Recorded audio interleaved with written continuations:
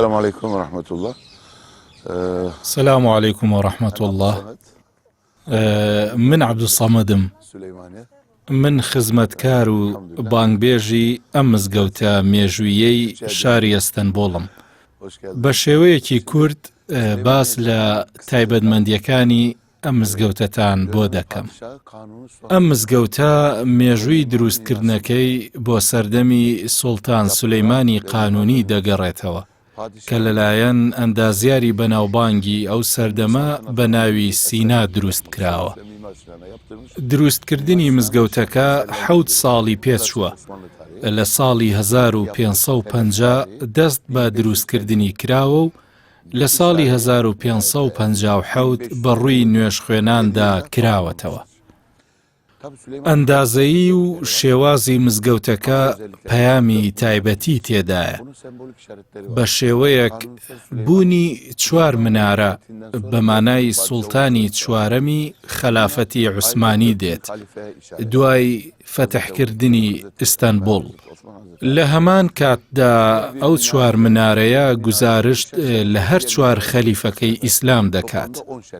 هەموو ئەڵقەی منارەکان 10 ئەڵقە یان 10 بازنەیە کە گزارشتە لە 10 مژدە پێدراوەکانی بەهەشت لە هاوڵانی پێغەمبەر درودی خوای لەسەر.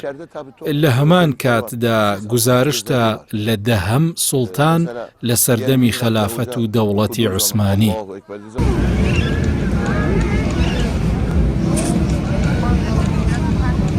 İçeride tabii çok özellikleri var. Ses akustik یەکێکی özelliği var. دیکە لە سەیر و سەمەرەکانی ئەم مزگەوتە بوونی ئەندازەیی دەنگە.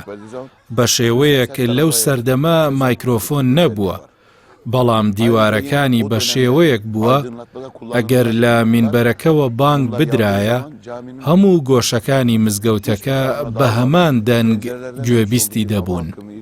ڕووناککردنەوەی مزگەوتەکە پشتی بە مۆم بەستووە. کاتێک ئەم مۆمە دووکەڵی کردووە هەمووی لە ژوورێکدا کۆکراوەتەوە و دواتر کراوە بە حیبر و مرەکەب بۆ نووسینی کتێبە ئاینیەکان. 10,000 نوێژ خوێن لە مزگەوتەکە جێیان دەبێتەوە کە هەر هەمویان جێگەیان دەبێتەوە.